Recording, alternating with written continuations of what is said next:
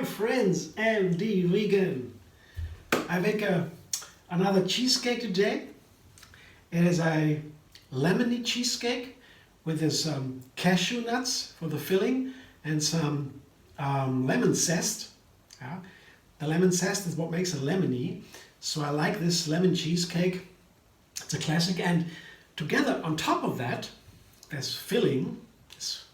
I put a raspberry glaze, yeah, and that is a simple raspberry jam. Show you in a moment how to do that. It's very simple. I make it very simple. I try to make these things, these fancy things, pretty easy. So I try to do that in a certain way, but I show you step by step. So the first thing I make when I make a raw food cake, a life bakery as I call it, I have my springform. That's what I usually do. I line it with a parchment paper. It's not even 20 centimeters here. It's not big. It's a medium one. You see? Yeah, not very big. But that's the way I can eat it in a week or so. Every day a piece or so, every other day or some. And then the cake is still okay after a week. And then it has to be finished soon.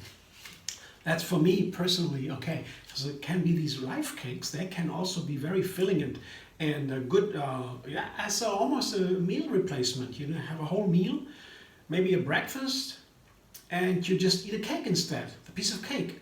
There are a lot of fruit and nuts in there. That's what I usually eat most for breakfast, fruit and nuts. Here a little bit more nuts than fruit, maybe, of course, more nuts. But nuts are healthy when they're raw. They don't make you gain weight. So that's the first thing I do. I have my springform, and I also fat it a little bit. I put some of the coconut butter and cream around the side and the bottom, so that's easier. But then the first real step for the cake is make the crust.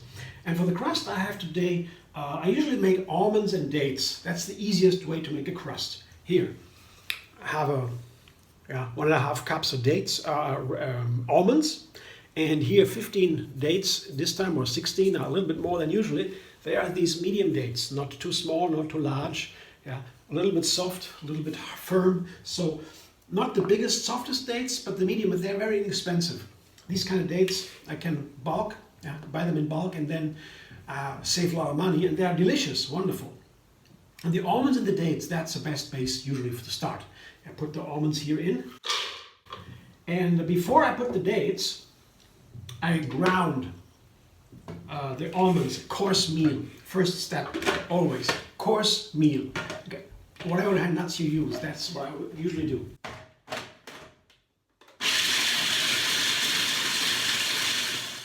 Coarse meal, show you what it is like. Here, that's what I would call a coarse meal here. It's not super fine yet, you see, not so fine, but I do it ahead of time before I add the other ingredient, the dates. The dates make it sticky. I ground them like this before, because that saves time. If I put the dates right in from the beginning, it takes more time. And it takes more time for in the first place to ground the almonds, even smaller pieces. And that takes more time when the dates are right in the way, because that's my experience. I mean, you can put it right in, but I save a little more time. My experience. So the next thing is the dates here, as I said, and I use some more this time, more dates than usually. I can do it with 8 or 9 dates also. This time it takes double almost, 15, 16. Sometimes I take only 8, because I wanted this crust a little bit sweeter, because I want the opposite of the little bit of sweetened and sour cashew cream, yeah, for the cheese. The cheese is a little bit sour with a lemon, and the date is a little bit opposing to that. That's a nice contrast. And this time I make also a little bit more fancy crust. I take a cup of grated coconut. You can leave that away. That's a good cup, a large cup, grated coconut. But it makes for a nicer flavor. It's very luxurious. How to grate a coconut. I show you another video linked under this video. You can watch that too. But it takes some more time. You can also purchase your own grated coconut or leave it away right away. You can do that too. I like it a little bit more fancy today, for it's a fancy cake. It's a fancy pie. Yeah. And it is. Sticky down now.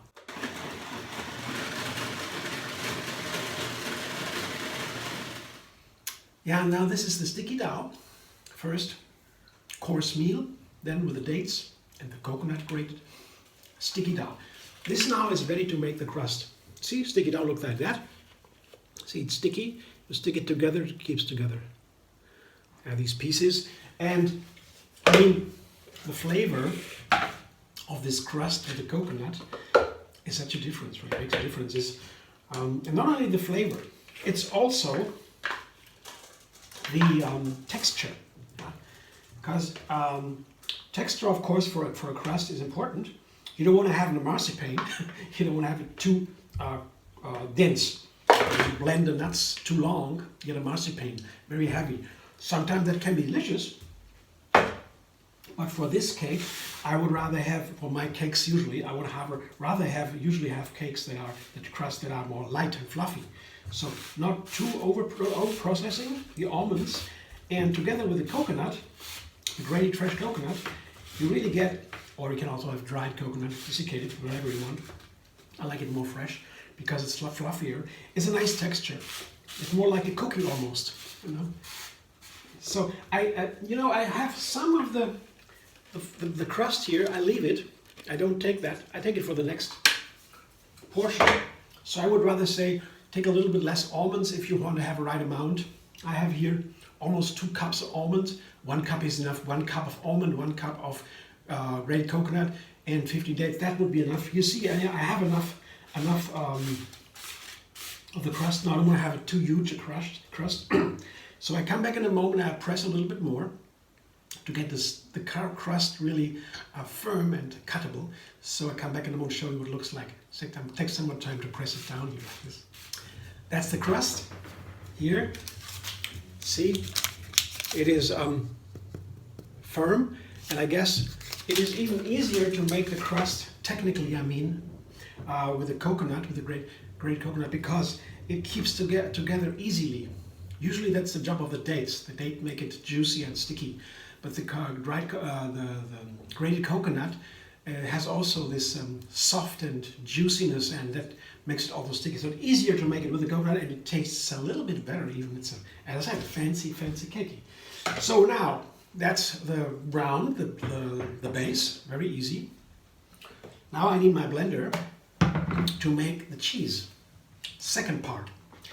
And for the cheese I have a base with cashews here. That's a very classic cheese base. Just 2 cups of cashews.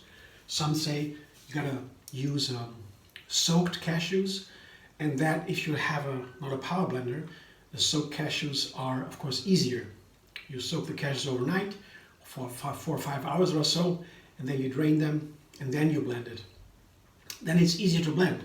But I want to have it firmer. I don't like the water, and it saves time. I don't need to soak it overnight. So as you wish, I do without. You can also do it within. So the 2 cups of cashews go in. That's the main part of the cashew cheese filling. And I have a whole lemon here, juiced. Here, lemon juice. And usually I would blend the whole lemon without the peel, too bitter. But here in this case, I prefer only the juice. I juice 1 large lemon, put it into the cashews, because you know when you have the juice of the lemon, you don't have the fiber. The fiber makes it thicker. With the juice, you can save a little bit of water, and the less water you have, the more flavor you have. So this time I take the fiber out. The fiber is the flesh of the lemon, and the juice is the sour flavor, and I want the sour flavor in here, nothing else. So less water, additional water from soaking cashews, for example. There's also water in the cashews. That's additional water. I don't need that. I take the lemon juice instead. And what I also do is I take date mousse. Here, that's another thing I want to show you how to make. Date mousse is something I make myself. You can purchase also date mousse. Yeah? But if you want to make it yourself, just blend the dates with water. Yeah? And that's more inexpensive. I have a whole package of dates I mentioned before, and I blend some of them with water. There are 30 or 40 dates, or the half cup of water or so. Then you have that here, this texture. Yeah. And you want to take maple syrup, for example. You should have the double amount of date mousse. The recipe says take 2 tablespoons of maple syrup. I would say 4 large heaping tablespoons of date mousse, so more than double. So I take here 4 large heaping tablespoons of date mousse. And how to make the date mousse yourself, there's another video I show you under this video, how to make date mousse. Very versatile. And I will need it a second time in this recipe for the raspberry jam, for the raspberry glaze on top. I'll show you in a moment. But for so far, this is another liquid. Date mousse is a liquid. That's also why I didn't put the whole dates in there, because it's easier to blend the cashews with the date mousse than with the dates. Logic, of course, easy. It's a more runny. To blend dates takes some time. I need some time for that. They are firm. And the fourth ingredient for this cheese is 1 lemon peel grated. This is the zest of 1 lemon. This is another lemon for the raspberries, but this is for the cheese, or the cashew cheese. I put 1 lemon, so the juice of 1 lemon and the grated yellow color of the lemon. There was zest, goes in there too. So now I have pretty much everything together, and I put a little more water, just a small amount, just maybe not even half a cup, a third cup, a fourth cup, very small amount, just to get the blender going, you know. This is here, you see, it's so much easier for the blender. You have a little bit of water. I want to minimize the water because otherwise it gets too runny. Won't happen because a little bit of water is enough. Blender dance, right now.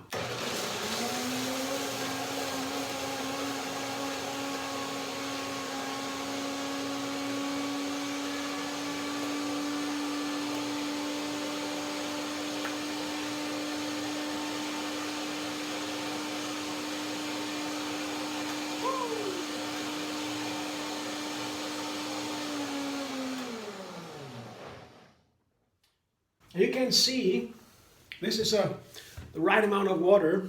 It's so little so that you have really a little here, a hole in the middle. Because the more water you have, the more even it gets. And as it's not even, there as you see a structure here in there, the shapes. That means that's the right amount of water. With too little water, you wouldn't have problem with blending it. The blender would go woo, woo, woo, and they would suck air, the blades would suck air down, and then it can't blend anymore. All these things happen when you have too little water. So to avoid that, you can soak the cashews.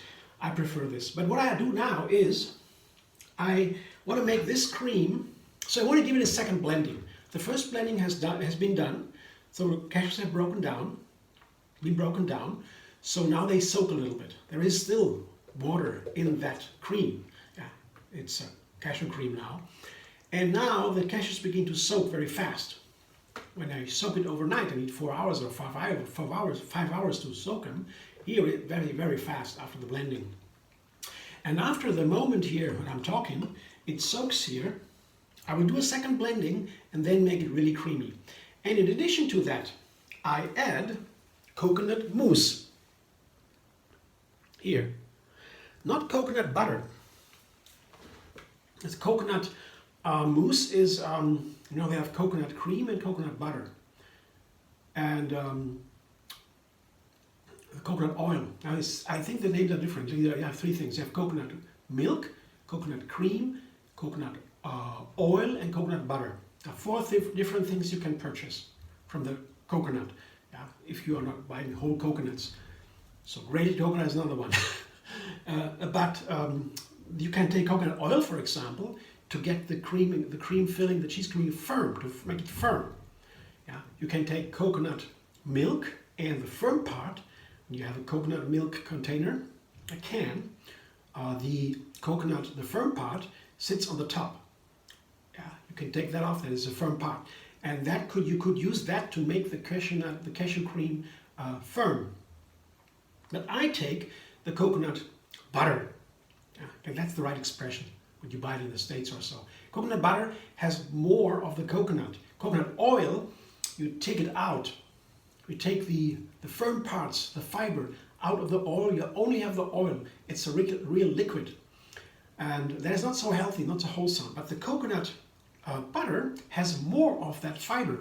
You see, I show you. It's the firmer part. The coconut butter is like that. It's also liquid. You can also do it on a water bath like this. See, water bath. This is a metal container where my hand is. There, a hot water bath on top of a lid, and then the coconut butter melts in maybe 15 minutes or so. There's hot water on the low. So you still have the coconut cream butter, and it's not the coconut cream. The coconut cream is still less parts of the coconut in the coconut cream. Coconut butter has more, and it's more healthy, more wholesome, and it also makes the filling firmer. It gives it a more texture. You know, for the cheese, you have a little bit more texture. I like that. So instead of the coconut oil, I take the coconut butter, but you can also take the coconut butter to make it firm. Yeah. The coconut cream has more coconut flavor. Coconut butter has more coconut flavor. It gets firmer, especially firmer than the cream. The butter is to me preferred for this recipe. I put it in there. Explain a little bit long, but it doesn't really matter. So I get everything out of the little container here. I would say I have maybe a quarter cup or so of the coconut butter. And it's very hard. The coconut butter is a very hard texture. You have to crack it out of the pot, and then you have to blend it to liquefy it. Yeah. And it's what it looks like here. You can't see now, it doesn't matter. Now I make the filling to finalize it one more blender dance and to give it the final texture I want, the creaminess.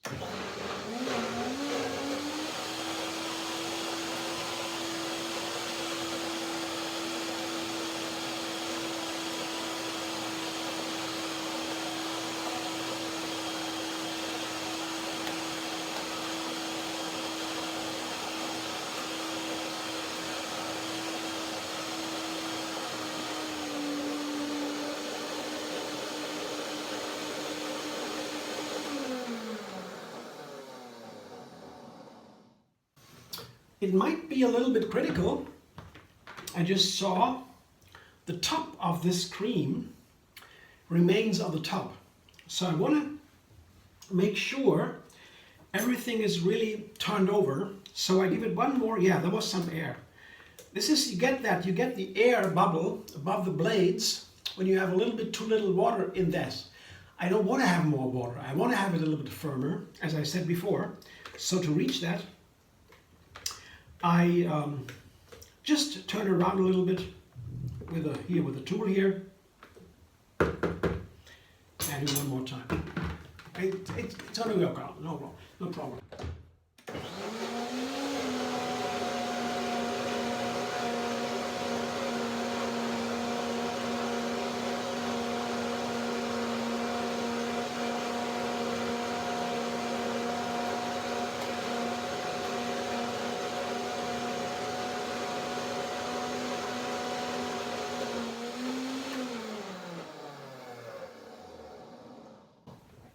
Yeah, it's still very firm, but I that's okay.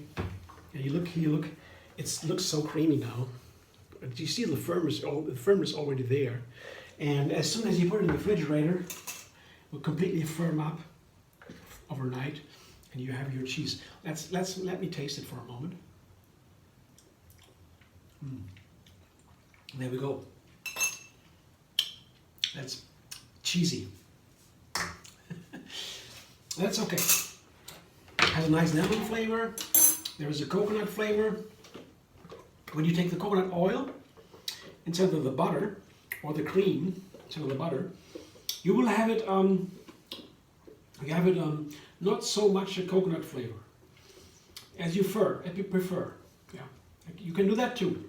Either way, I want to have the coconut flavor in here now. It's my decision today. Next time I might make it another one, maybe a different one. Yeah, but for now, for today, this is my choice now. So here, I scrape out everything I can get. Come back in a moment. You don't need to watch me doing that. And I show you the cake. The filling is filled in. You see, it's not too much, you see. So that's why I also have a thin crust only, because my filling is also not too super thick. It's not to the top, the brim. Yeah, it's really a small little lemon cheesecake, lemony cheesecake maybe. Yeah. And the third part now, the final part, is the raspberry glaze. And how to do that? It's very simple, very easy.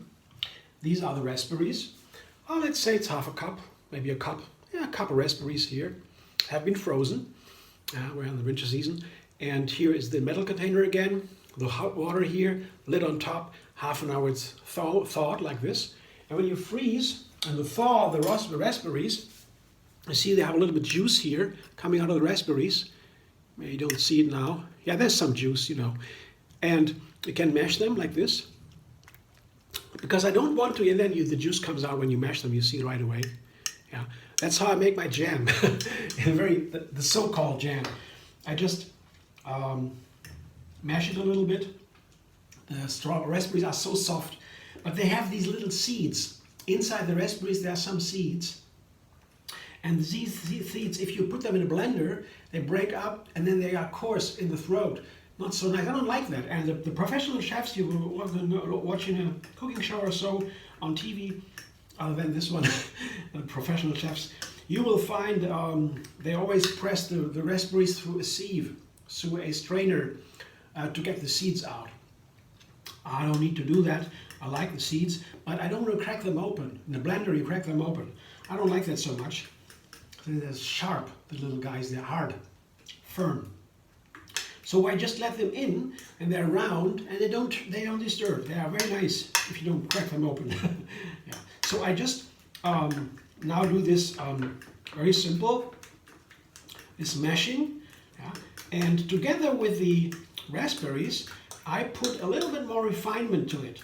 So I could use the raspberry dressing as a sauce and cut a piece of the cake out of the cake, and then I put the raspberry jam here, or sauce on top of that. It runs over the cake, and I enjoy my raspberry dressing, so to say, for the cake. Very easy way you can do that. But I want to have a glaze more. I want to make it a little bit firmer, my jam. I'll show you how to do that. So I found this raspberry jam can be even more delicious if you season it up a little bit. I do that with here a little date mousse again. Yeah. I take just one. I begin with a large tablespoon. A little more. I'll feel about it. But that's up to you how much you want to take. So first, the date mousse. First. Then, lemon zest.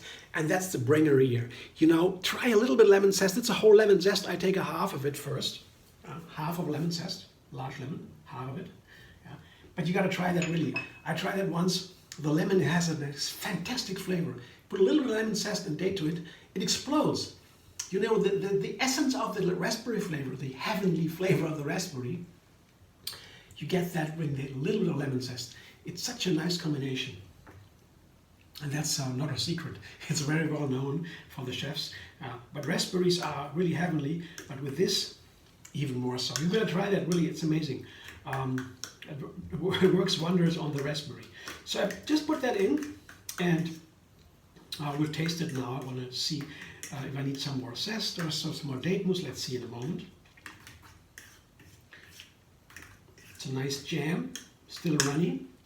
Wouldn't be sitting on the cake, it would run away. I don't want that, but I have to taste it first, because before I make it firmer.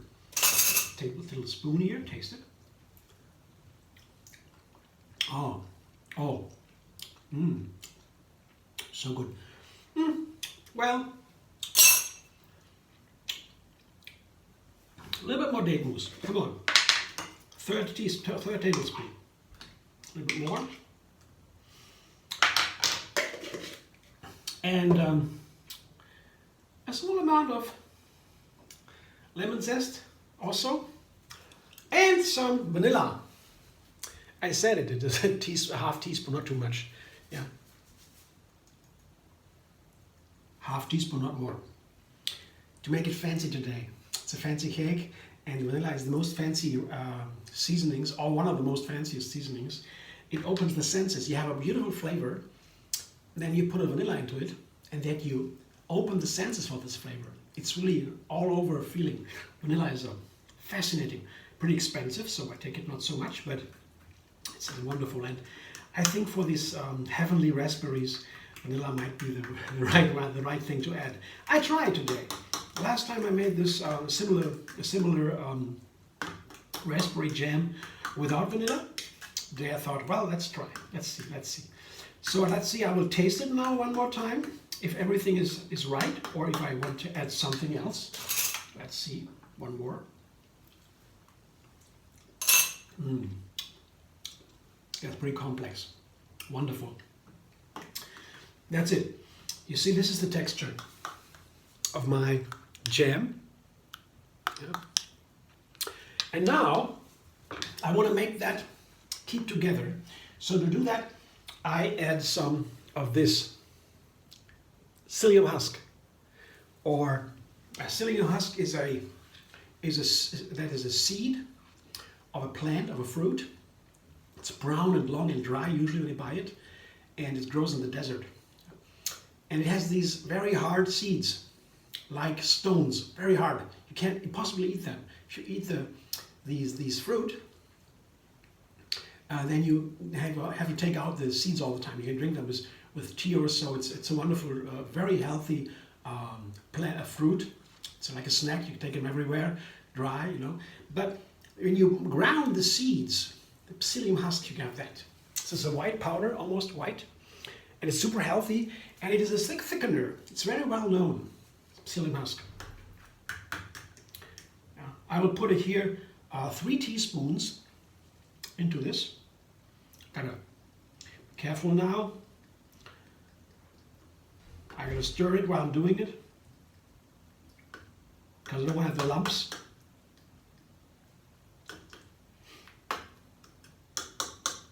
The other name for psyllium husk is locust bean gum.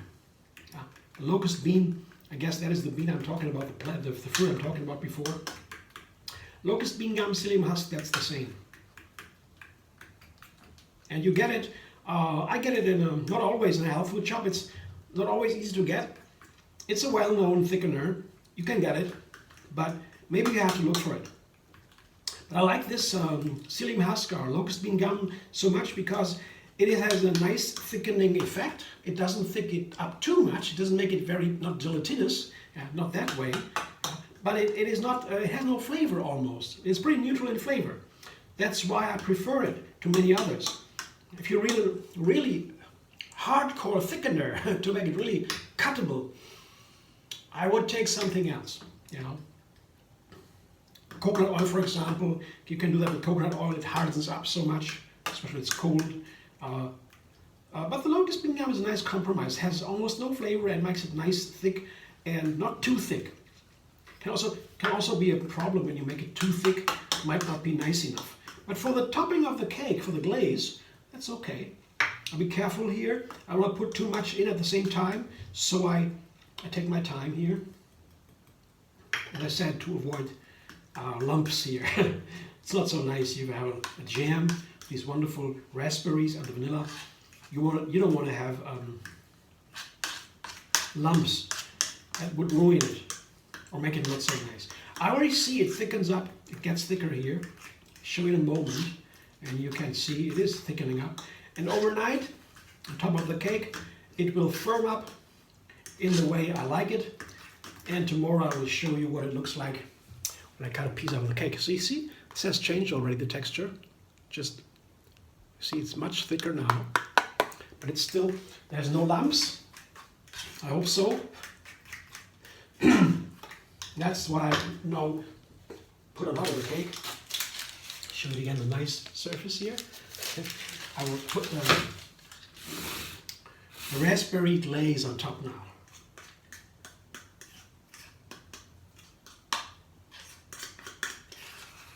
I could also do a glaze with the mango, for example. Maybe that's next time. I'll make such a cheesecake. I make cheesecakes once in a while. I like these cheesecakes, they're wonderful. I can always make them a little bit different. There are many ways to get the filling firm, to give a little bit of different texture, yeah, or to have another topping. I like here, mango for example, instead of raspberry. There are so many ways, and we can always try something new. So now it seems to be good. Make it nice here.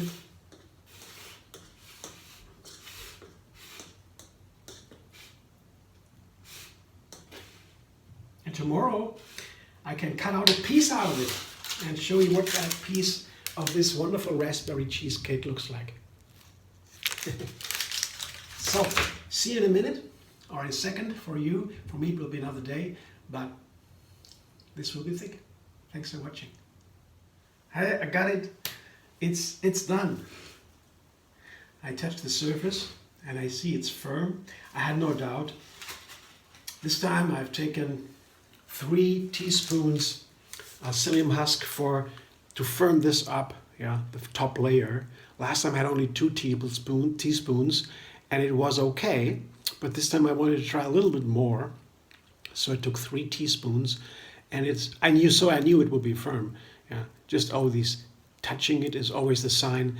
You gotta make sure. And then I have this foil here. I didn't tell you about that. It's the foil. I always put the foil on top. Yeah, because you know here these little puddles. You see, maybe you could see that here. The little puddles here, they don't come with a foil. And this is tiny. They don't matter. But when you don't have a foil like this, just put a plate on top. Yeah, to save the surface. To protect it.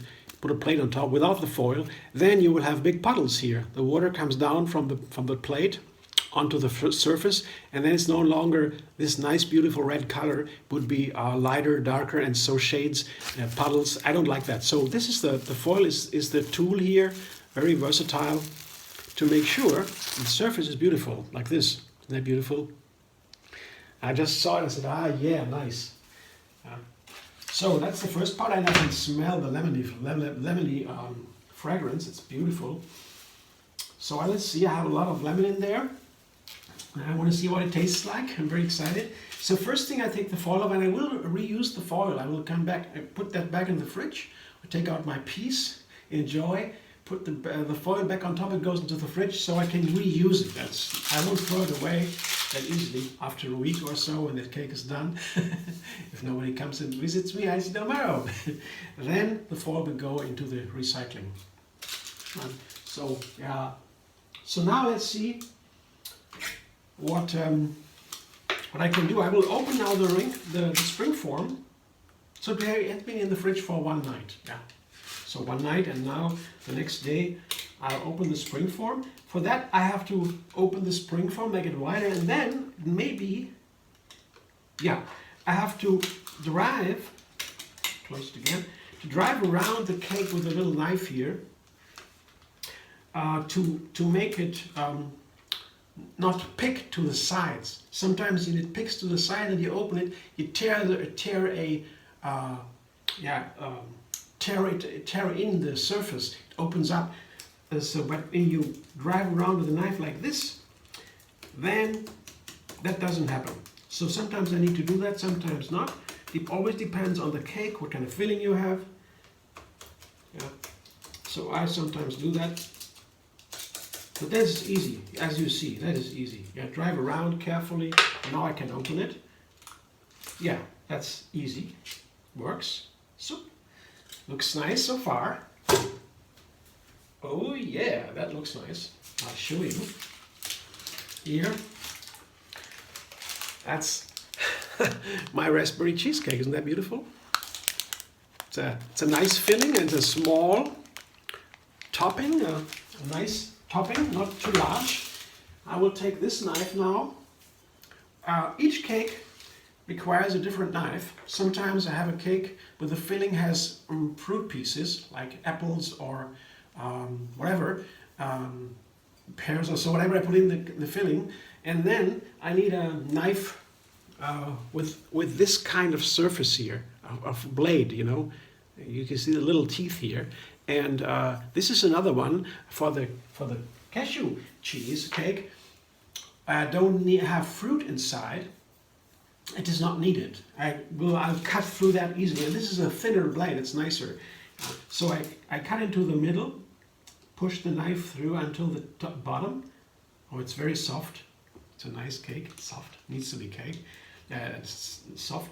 And then now I have to slowly cut, and that's important, through the whole way through the crust. A very small but decisive cuts. So oftentimes when you do that too fast, you don't get the first cut right, then you can't get the first piece out. The first piece out of the cake, together the cake, is always the hardest one because it's all sticking together yet. You see, looks nice. Yeah.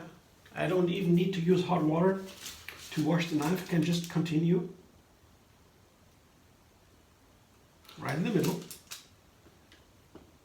And now slowly but firm cuts, always down to the ground, through the whole crust.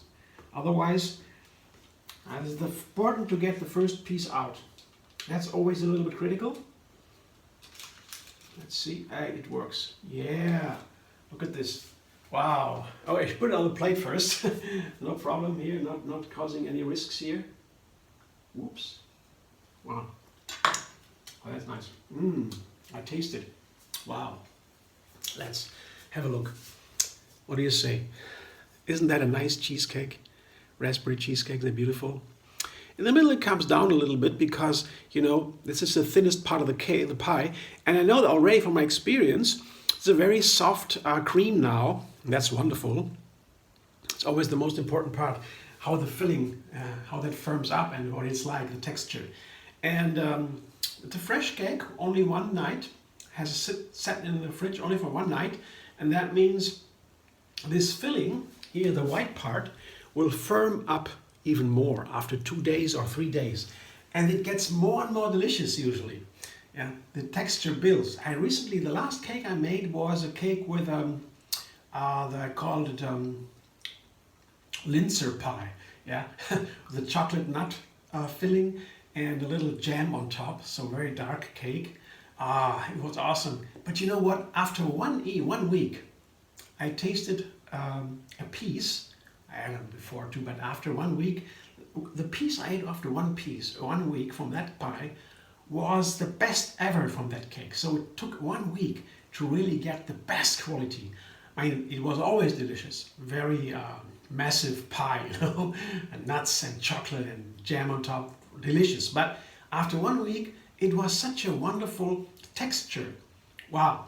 I had no idea it would take so long. I will make a new version of that cake with another filling maybe and a little bit another jam. But I know something now about the filling, how it transforms in a week. So I will use that knowledge to refine a little bit. So that comes next. But for now, I'll know that this filling here will also transform in the days to come. We get firmer a little bit.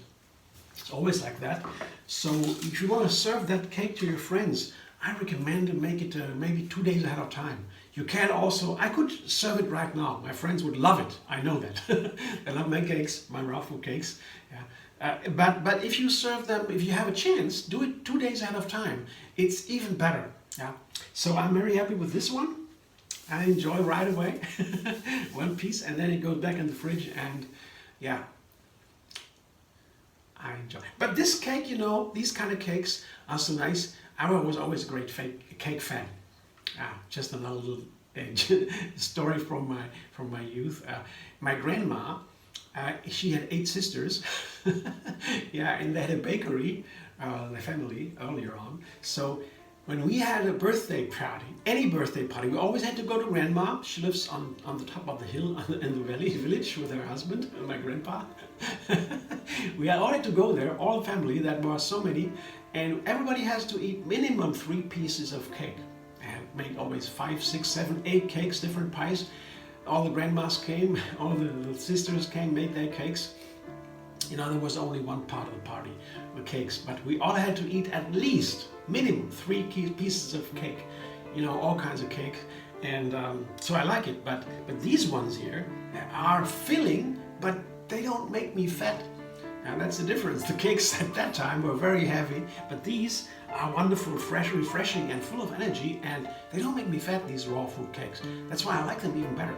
I'm a big cake fan, but now I more and more prefer the raw fruit cakes. Really, our Life Bakery is my choice now. And I like to cook also with heat and so, but with the cakes, I have to say, there's a lot of music in that yet. Thanks for watching. I hope you enjoy. If you like my videos, subscribe. I'm Vegan on YouTube. Have another recipe every single day. And find me on Facebook, Instagram, Pinterest, and Twitter. Now, wouldn't this be a raspberry cheesecake to look forward to? What do you think? I'm positive.